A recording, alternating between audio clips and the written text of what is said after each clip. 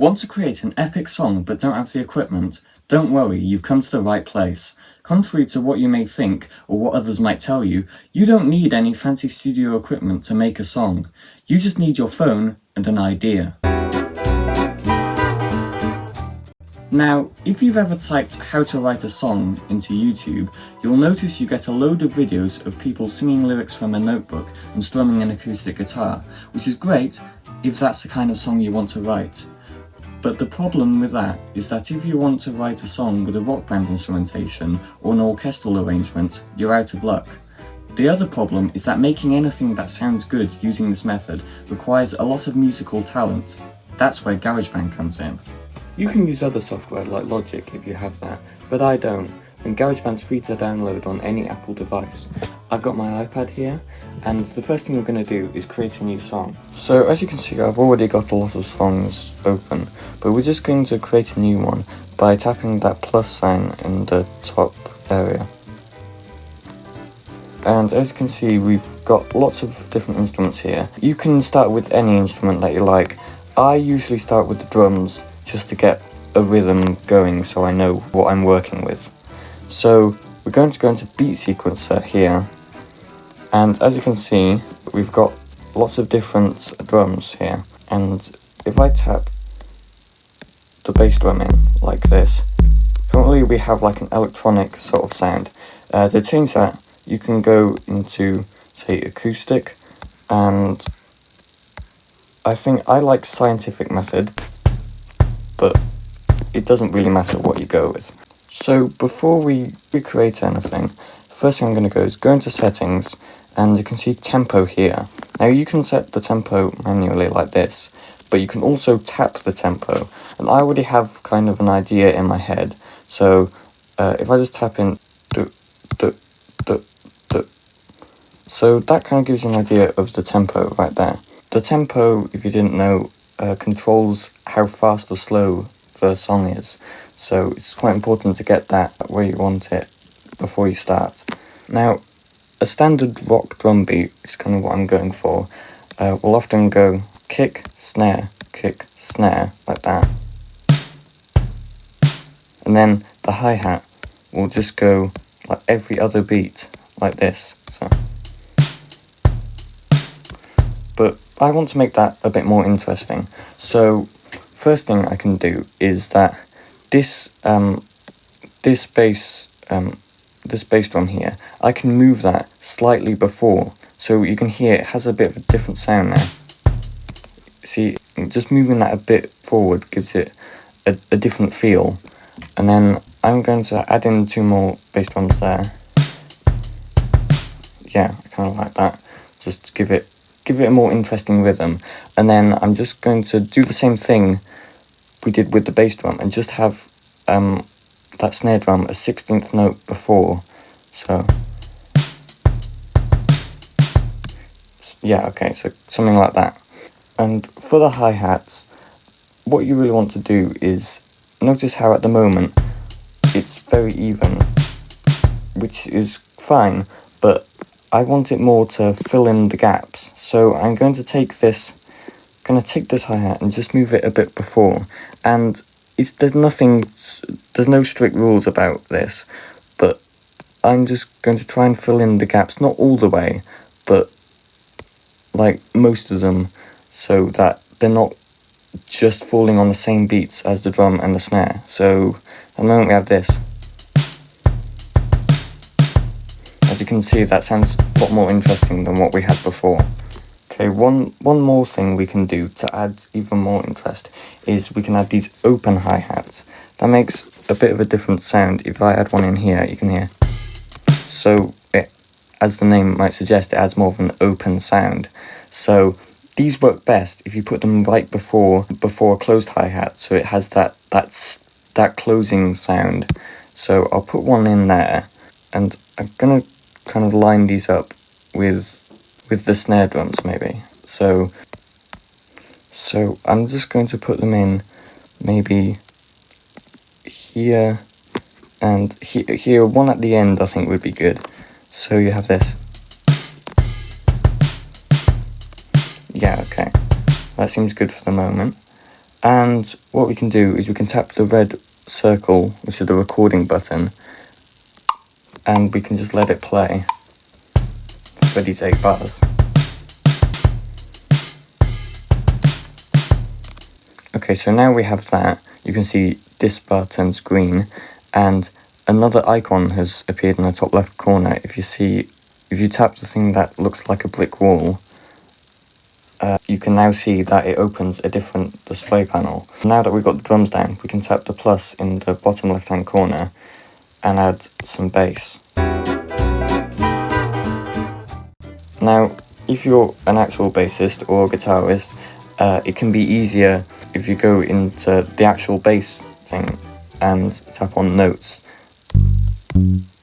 But I don't really know how to do that. I'm more of a pianist, so we can go into the keyboard here, and you can see you've got a regular piano there, but as you can see, we've got all these different sounds. And if you go into other here, you can see you have sounds that aren't usually found on a keyboard, but you've got things like guitars and basses here. I like the P bass. I think that has a nice sound. So the first thing you want to do is pick a key. It doesn't really matter which one.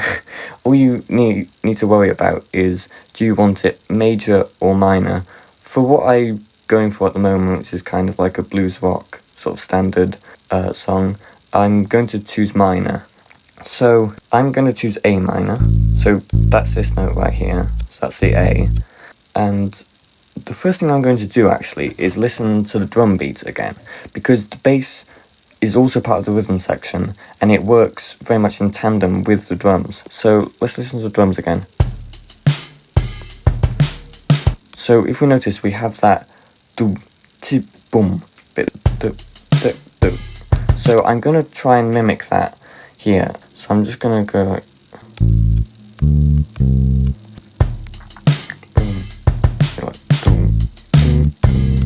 can you hear it kind of works with the drums? And from here, to add in more notes, I want to do something a bit like, but instead of that, because it sounds kind of samey, I think I'm going to add in the D underneath. The D is the 4th note in the A minor scale. We can get 1, 2, 3, 4, 5, 6, 7, 8, or 1. So here, that's the 4th note.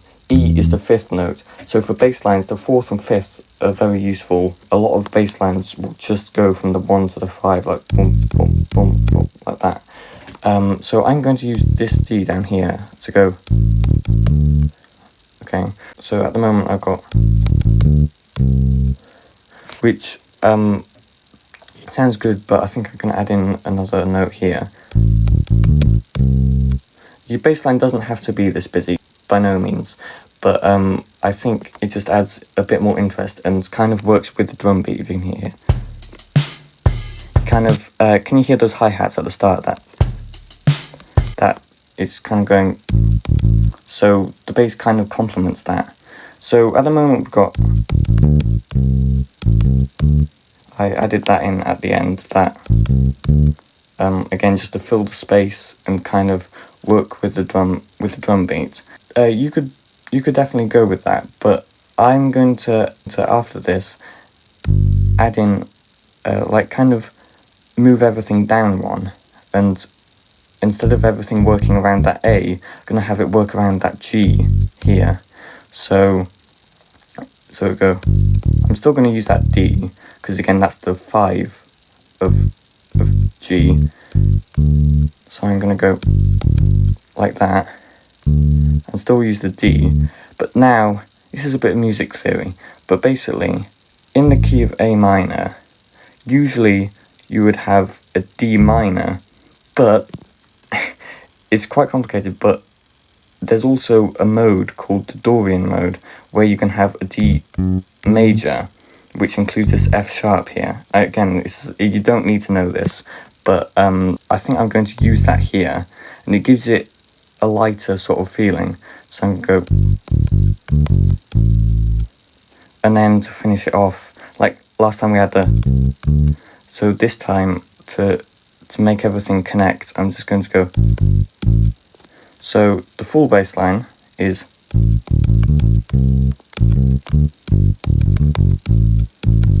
And you can play around. It might take you a while to get something you're happy with, but the important thing is there are no like hard and fast rules. You can kind of just play around until you get something that works. But I'm just showing you that it's good to, if your bass line works with the drum beat in some way, we can just record that.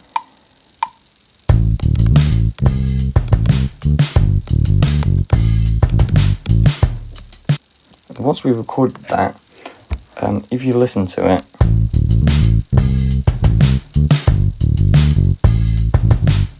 because I'm a human being, a lot of it is slightly out of time. And one thing that GarageBand's really good for is that one of my favourite settings is you can go into settings, go into quantization, and usually I find that 1/16th note works here. And now, if you listen to it,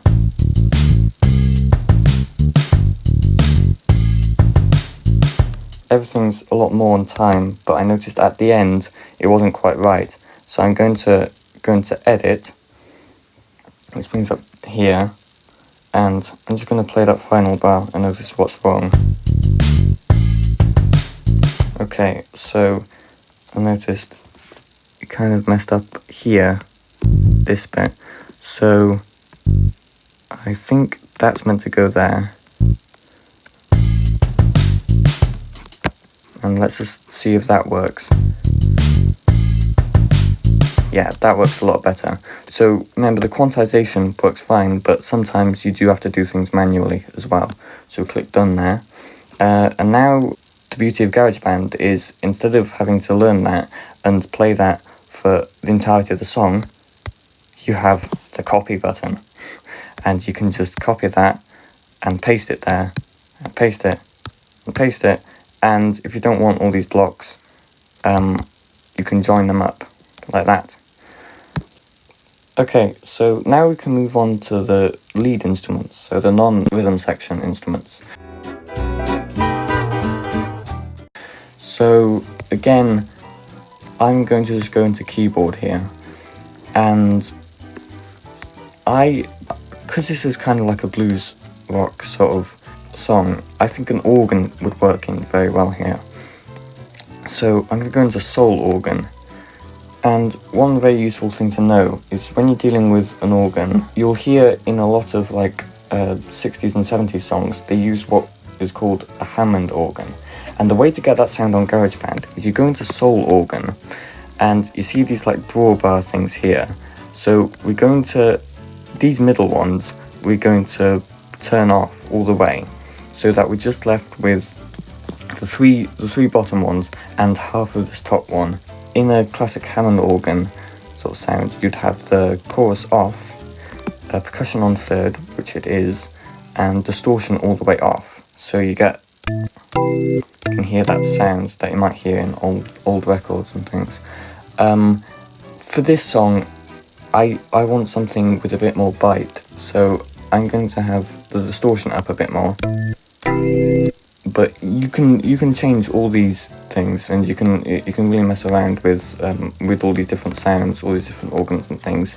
So at the moment the sound's kind of low and a bit muddy. So what I'm going to do is I'm going to change this to scroll from glissando and just move up an octave. So now we have this here. So we are in the key of A minor, and I want to add in some chords on the organ.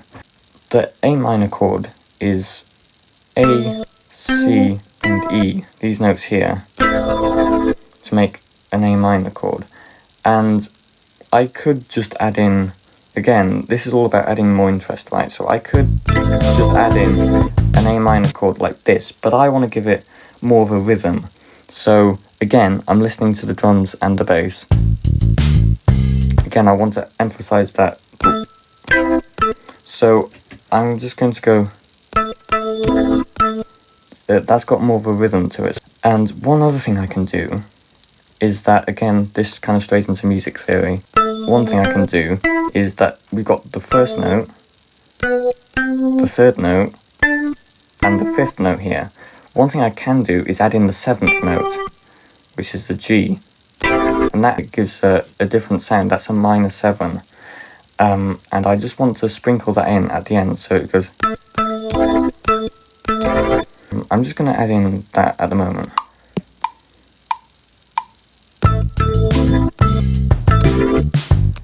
Okay, and again, we'll quantize it.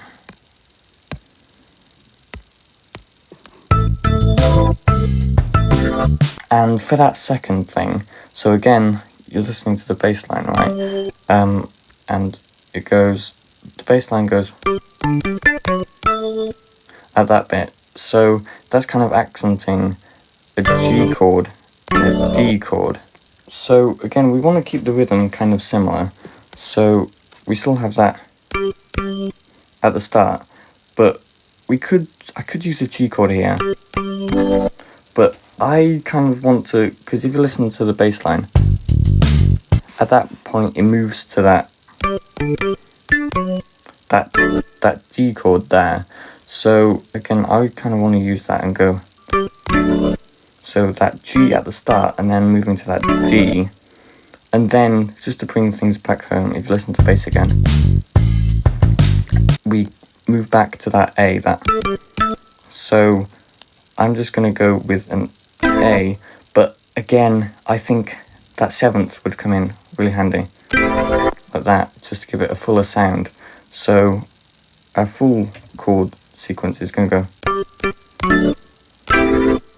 like that, but I want that bit at the end to not last long, just go, which we call staccato, so it's just going to go. Okay, so I'm just going to add that in.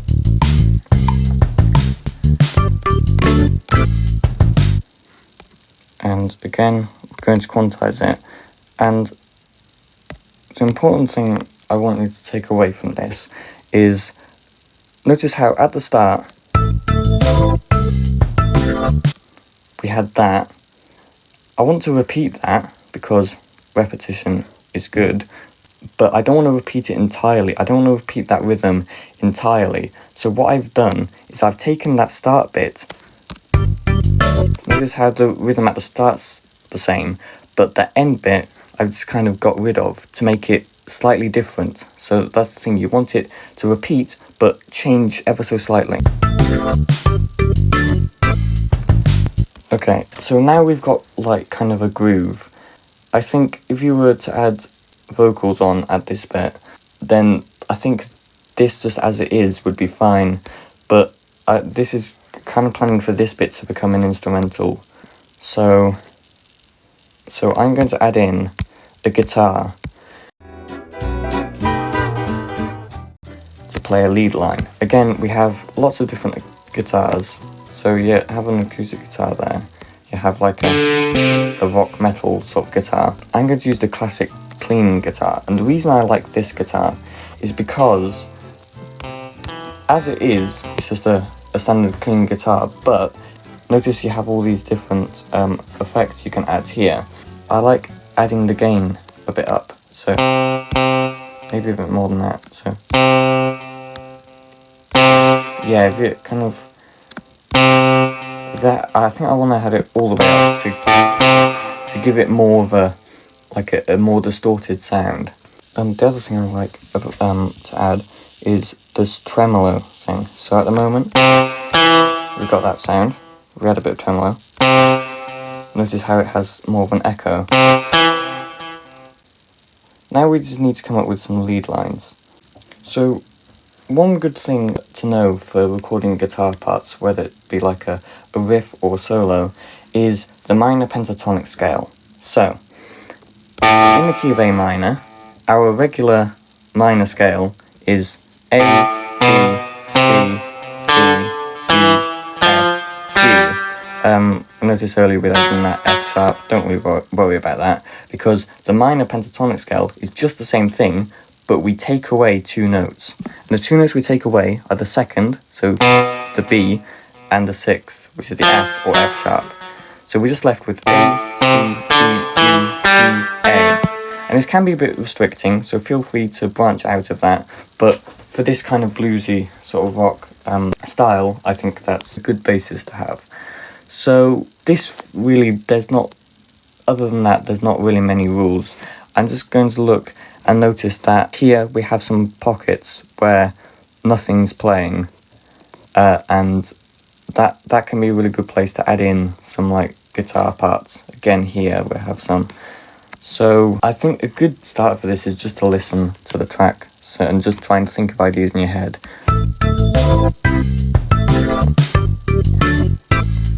Okay, so I played around for a while and I came up with a couple of ideas. So I have one that goes, and then I have one that goes,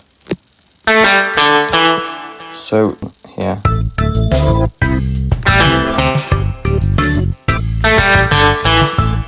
Can you hear, like, it's kind of filling those empty pockets where we don't really have much going on. So I'm just going to record that.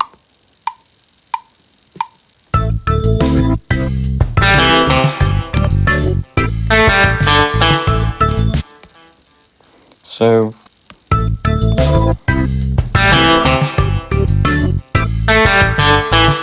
and if you notice, it's very echoey at the moment, and it kind of muddies up the sound.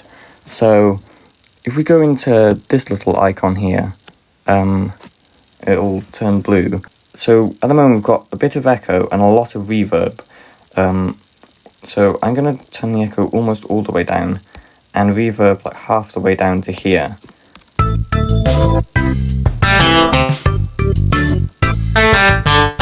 So at the moment, I mean, that's kind of too close, so not enough echo.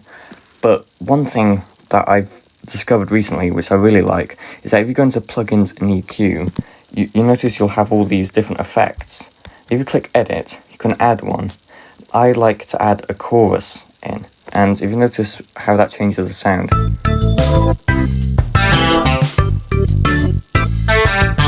That adds a bit of echo, but in a nicer way, in my opinion.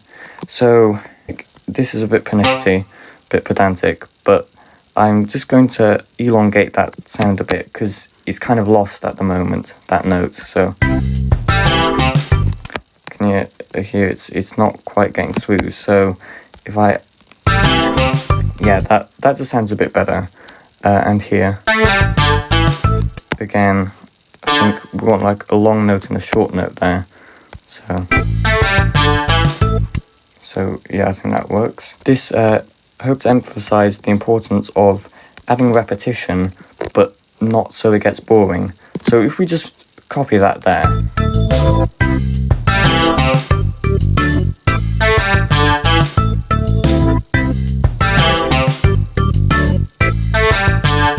Like, it's fine, but I feel like you want something more to happen there, right? So this first bit of repetition is fine in my opinion.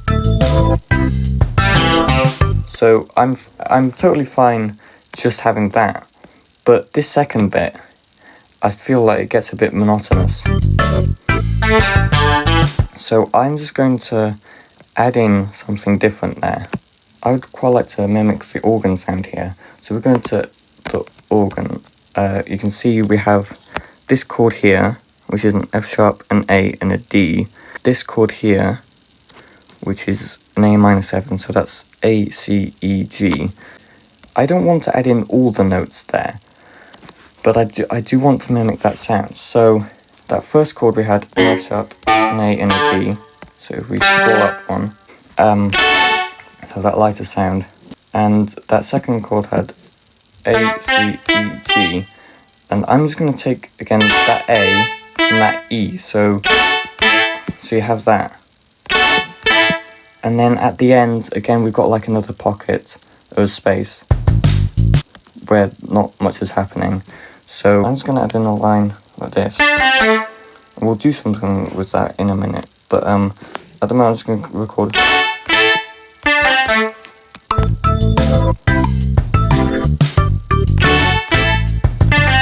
And again, as usual, as always, quantize. And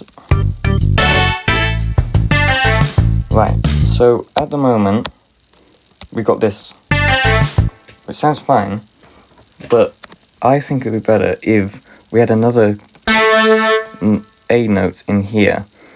So you got this at the moment. It sounds good, but one thing you can do to mimic that guitar sound is just put that like even like just a tiny bit before that. If you scroll right in, you can kind of move it around here. I'm just gonna have it there, and notice that gives a different sound. Like it sounds more like a guitar, right? Okay, so at the moment, this is what we have.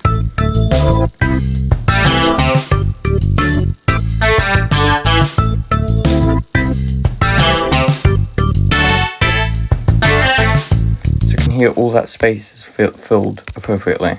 So now we have a groove. But unfortunately that's all we have time for today, as this video is already quite long. I plan to do a part 2 at some point, where we'll look at structure, mixing and fine-tuning. Thank you for watching, and if you have any topics you'd like me to do a video on, or any questions, feel free to comment below. Until next time, goodbye.